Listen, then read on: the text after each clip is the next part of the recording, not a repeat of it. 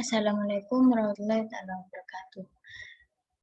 Di sini saya akan menjelaskan tentang mata kuliah manajemen keuangan 2. Selanjutnya, di pertemuan ke-10 itu tentang derivatif dan manajemen risiko. Tujuan pembelajaran derivatif untuk mahasiswa diharapkan mampu memahami dan menjelaskan mengenai penggunaan derivatif untuk mengurangi risiko secara bijaksana sebagai suatu cara dalam manajemen risiko.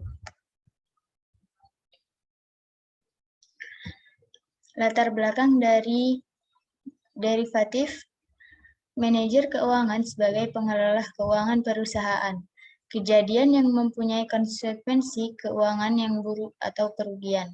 Upaya untuk mencegah atau meminimalkan kerugian manajer risiko perusahaan supaya asuransi. Dan manajer risiko perusahaan melakukan transaksi derivatif sebagai upaya membendung risiko. Selanjutnya, apa itu derivatif? Secara umum, transaksi derivatif adalah sebuah kontrak bilateral atau perjanjian antara dua pihak untuk membeli dan atau menjual aset finansial maupun komoditas pada tanggal tertentu di masa mendatang dengan harga yang disepakati saat kontrak yang dibuat. Transaksi derivatif terdiri dari sejumlah acuan pokok, yaitu suku bangsa, interest rate, kurs tukar, komoditas, ekuitas, dan indeks.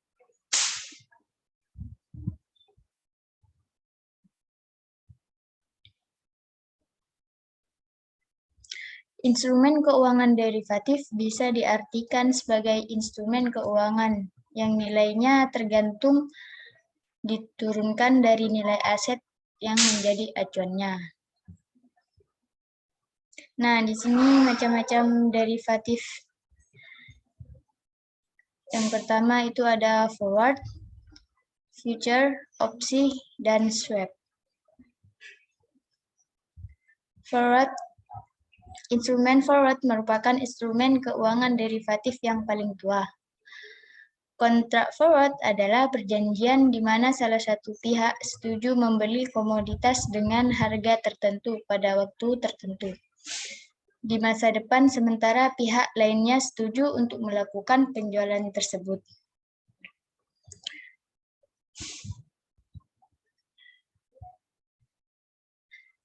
Seperti contoh, misalnya kita itu membuat kontrak kepada pelanggan, kepada petani cabai. Nah, untuk dijadikan sebuah tomat lah, tomat cabai saus gitu, kayak Indofood. Nah, di situ kita harus menggunakan kontrak terlebih dahulu. Nah, kemudian ketika ada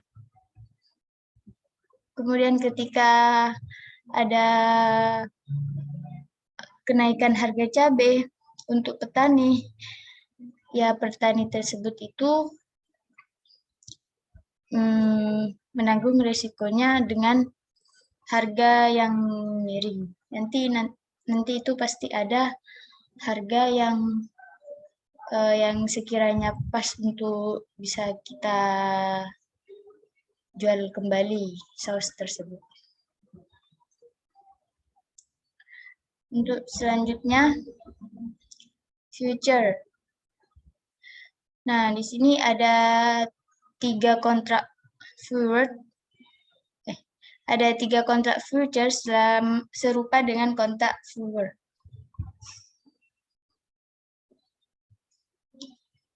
Dari perbedaan pentingnya yaitu satu kontrak future disesuaikan ke pasar atas dasar harian yang harus berarti keuntungan, serta kerugian harus dicatat dan harus disediakan uang untuk menutup kerugian tersebut.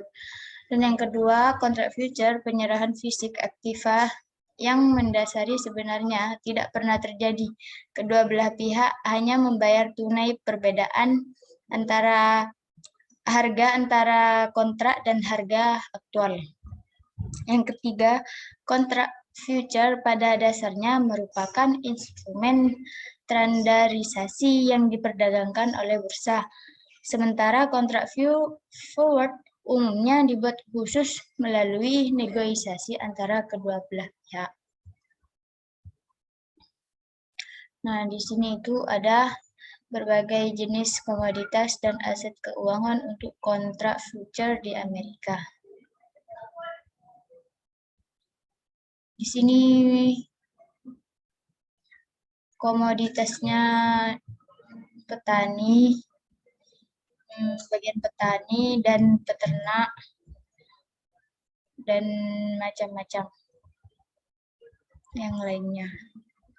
Itu beserta rincian-rincian yang dijual atau yang bisa dibuat kontrak untuk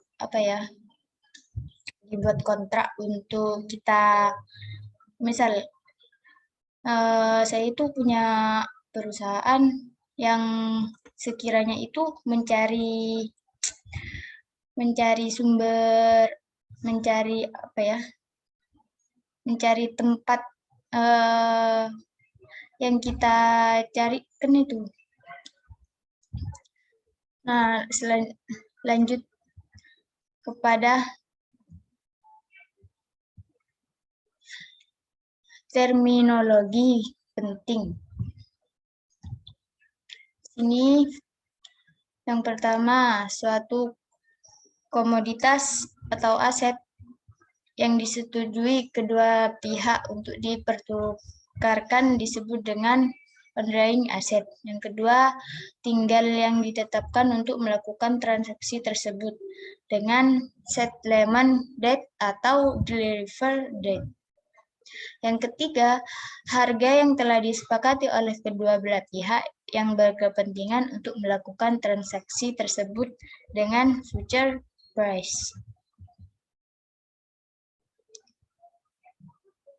Nah, yang keempat,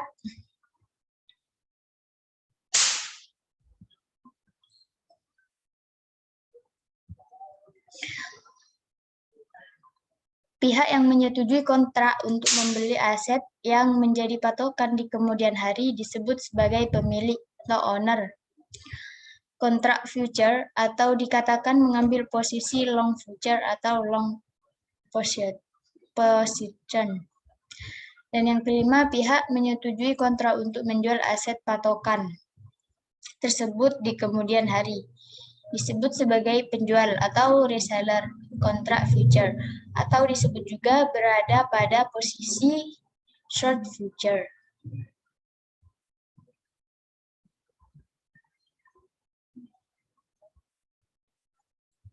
Nah, di sini ada sejarah dan prinsip kontrak future.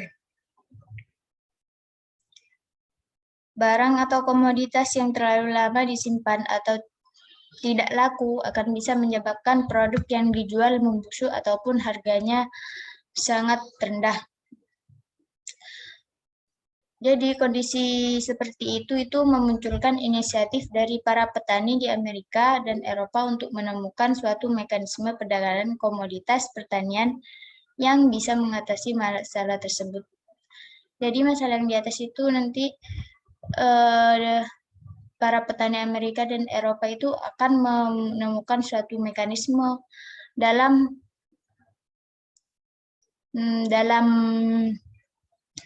sejarah yang menyebabkan produk itu menjadi harga yang sangat rendah. Dan selanjutnya untuk mengatasi masalah tersebut, mereka itu menemukan suatu mekanisme perdagangan dengan menggunakan instrumen yang disebut kontrak forward. Nah, selanjutnya ini perbedaan kontrak forward dengan futures.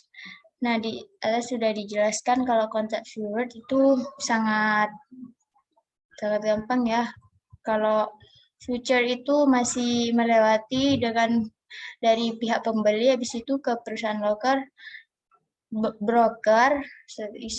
setelah itu ke bursa.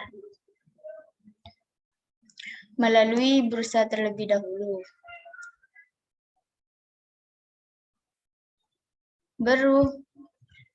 Dan pihak penjual itu dari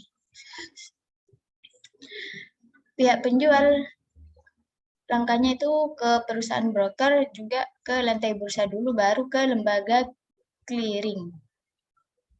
Nah, di lembaga clearing itu penjamin, ada broker, offer, sales drive. Selanjutnya, mekanisme dan fungsi bursa kontrak future. Semua aktivitas dalam interaksi kontrak future yang sudah terorganisir dilakukan dalam bursa yang terorganisir dengan bantuan sebuah lembaga clearing. Di sini ada perdagangan dalam bursa kontrak future yang berfungsi. Yang pertama, transfer risiko. Yang kedua, pembentukan harga. Yang ketiga, stabilitas keuangan. Yang keempat, pengawasan mutu. Yang kelima, pengumpulan informasi yang efisien. Untuk selanjutnya, aliran kas dalam kontrak future. Pada saat seorang investor sudah mengambil suatu posisi pada kontrak future, maka investor harus menyimpan sejumlah dana minimum atau margin awal per kontrak yang telah ditentukan pada lembaga clearing. Nah, di samping menyediakan margin awal, investor juga harus tetap menjaga jumlah margin minimum pada tingkat tertentu yang disebut dengan maintenance margin. Jika rekening investor kurang dari maintenance margin, maka investor yang bersangkutan harus memberikan dana tambahan, yaitu variation margin. Selanjutnya, opsi. Opsi adalah hak. Ada dua jenis opsi. Yang pertama, opsi call dan opsi put. Nah, definisi opsi call sebagai hak untuk membeli aset dengan harga tertentu. Definisi opsi put, hak untuk menjual aset pada harga tertentu. Di sini ada istilah-istilah berkaitan dengan opsi. Yang pertama, price, expiration date, dan premi opsi. Di sini definisi price, harga per lembar saham. Price yaitu harga per lembar saham yang dijadikan patokan pada saat jatuh tempo. Dan batas waktu di mana opsi tersebut dapat dilaksanakan. Premi opsi, sejumlah harga yang dibayarkan oleh pembeli opsi kepada penjual opsi.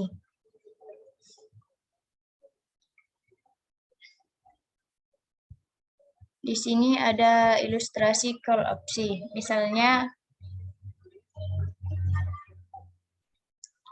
contoh-contohnya di sini saham ABC diperdagangkan di bursa dengan harga 100 per lembar. Dan investor X membeli suatu lembar saham ABC dengan jatuh tempo dalam 6 bulan dengan membayar premium sebesar Rp10. Harga ekspres opsi tersebut adalah 100. Pada saat opsi beli tersebut jatuh temponya, harga saham ABC naik menjadi Rp150. Karena investor X memegang opsi beli saham ABC, maka dia berhak untuk membeli saham tersebut di pasar seharga 100 dan kemudian dapat menjualnya dengan harga 150. Dalam hal ini, investor X berhasil mengantongi laba kotor dari Rp50 dikali 150 kurangi ini, dan hasilnya 150 dan 100 ini dikalikan 50. Maka laba keuntungan bersih investor adalah 40. Andaikan saja sampai jatuh tempo opsi beli tersebut, maka harga saham ABC tetap atau bahkan turun menjadi Rp90. Investor X berhak pergi tanpa melaksanakan haknya untuk membeli saham ABC seharga 100 rupiah. 100 juta. Di sini ada ilustrasi opsi.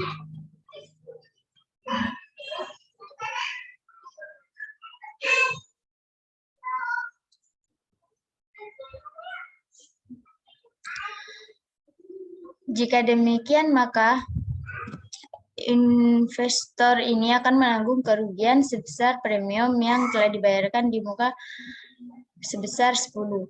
Tetapi jika investor X melaksanakan hanya untuk membeli satu lembar saham ABC seharga 100 dan kemudian menjualnya seharga 90, maka dia akan menderita total kerugian sebesar 20. Pokoknya 100 90 premium. Ilustrasi tersebut menggambarkan bahwa kontrak opsi beli dapat membatasi total kerugian yang tanggung jawab oleh investor akibat adanya penurunan harga pada saham, yaitu sebesar premiumnya.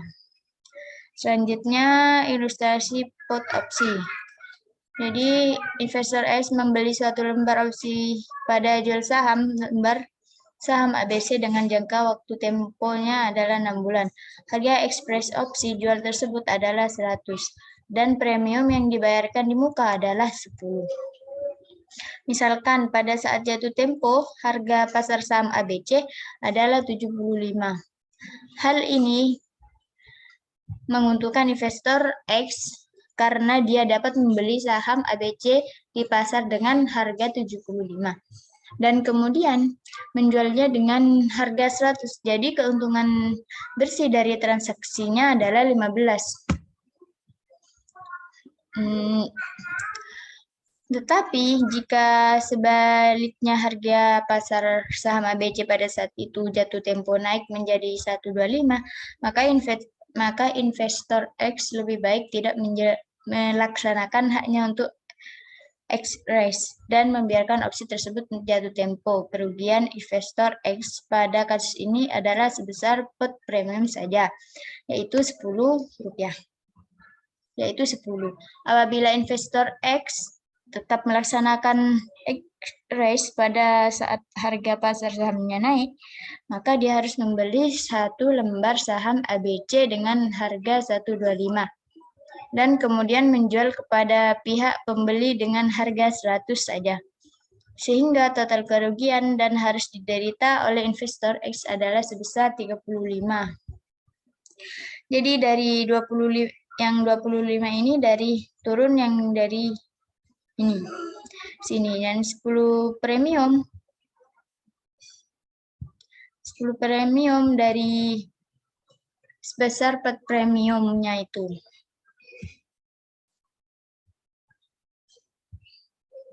Selanjutnya, kontrak opsi saham. Opsi yang selalu dikenal di Indonesia adalah opsi saham. Adalah opsi untuk membeli atau menjual saham. Opsi saham yang diperdagangkan di BEI disebut kontrak opsi saham KOS atau single stock option. Besarnya harga KOS sudah ditentukan oleh otoritas bursa dan tergantung pada jumlah saham acuan serta jumlah saham yang beredar.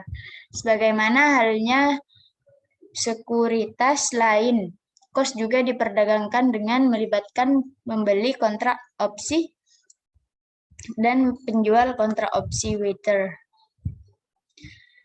Jatuh tempo atau hari berakhirnya setiap seri opsi pada setiap bulan adalah hari bursa terakhir pada bulan yang bersangkutan.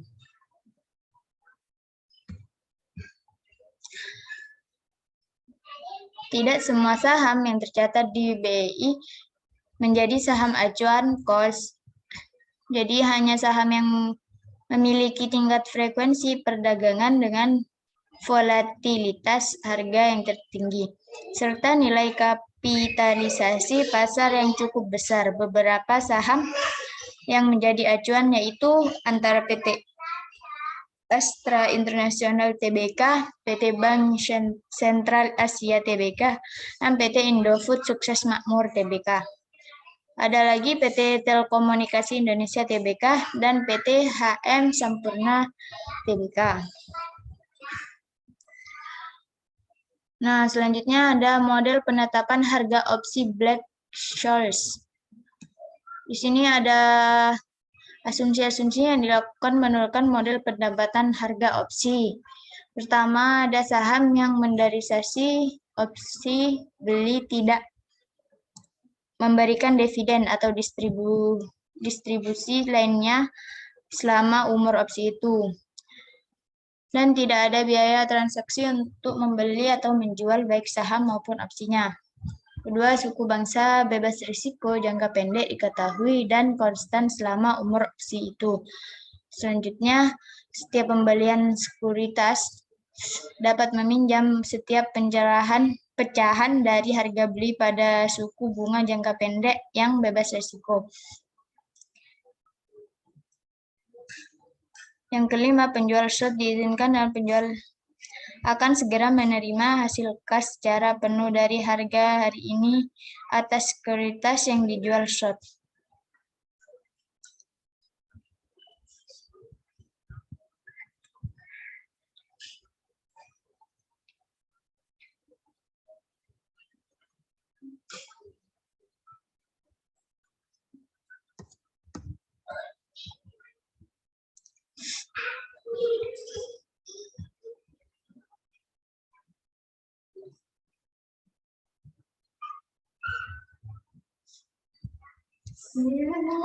Dan selanjutnya opsi hanya dapat digunakan pada tanggal jatuh tempo.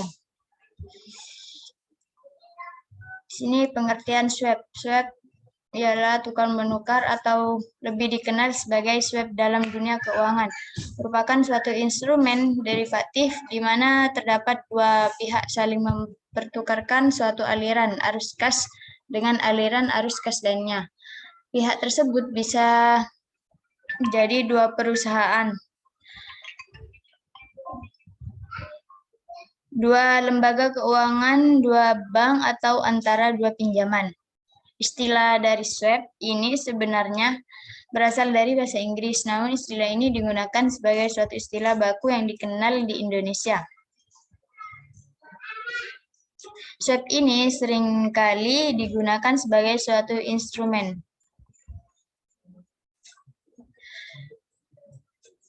Swap ini seringkali digunakan sebagai suatu instrumen lindung nilai atau risiko tertentu, misalnya risiko gelonjak nilai tukar mata uang, dan di samping itu juga digunakan sebagai instrumen spekulasi.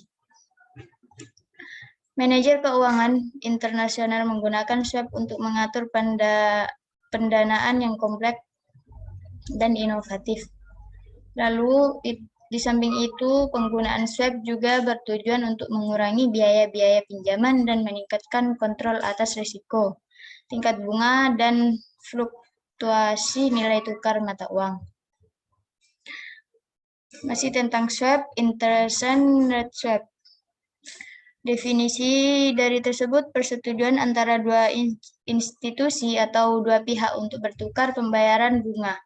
Biasanya pihak yang satu membayar bunga tetap dan pihak lain membayar bunga mengembang dalam mata uang tertentu untuk masa jatuh tempo tertentu pada suatu jumlah tertentu yang telah disetujui. Selanjutnya, kupon swap adalah interest swap di mana suatu pihak membayar pada tingkat bunga tetap yang dihitung pada saat transaksi dengan spread tertentu terhadap suatu treasury bond, sementara pihak yang lain membayar pada tingkat bunga mengembang. Bank swap adalah perjanjian dua pihak untuk membayar pada bunga mengembang dan berdasarkan pada acuan tingkat bunga yang berbeda. Swap pada bank dan LKBB di Indonesia. Di Indonesia, swap antar bank dan LKBB diatur berdasarkan CEBI nomor 23 atau 25 Undang dan sehubungan dengan SKBI nomor 2385 KIP Dir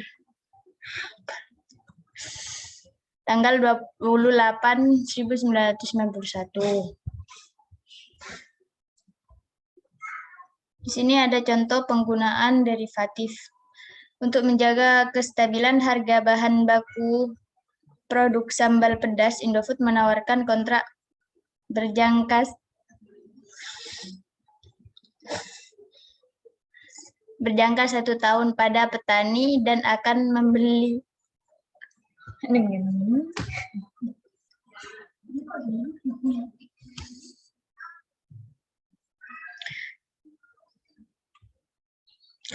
Untuk menjaga kestabilan harga bahan baku produk sambal pedas, Indofood menawarkan kontrak berjangka 1 tahun pada petani dan akan membeli cabai merah dengan standar kualitas Indofood seharga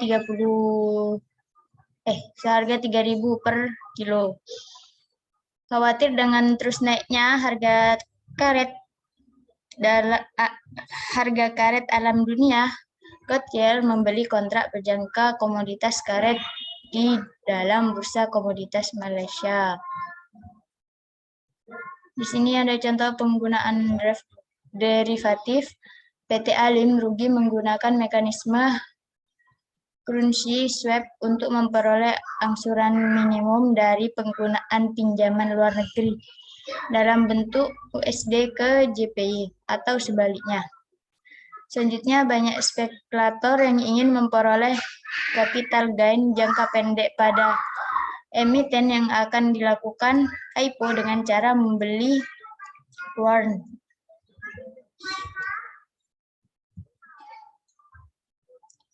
Mungkin ini saja dari penjelasan saya tentang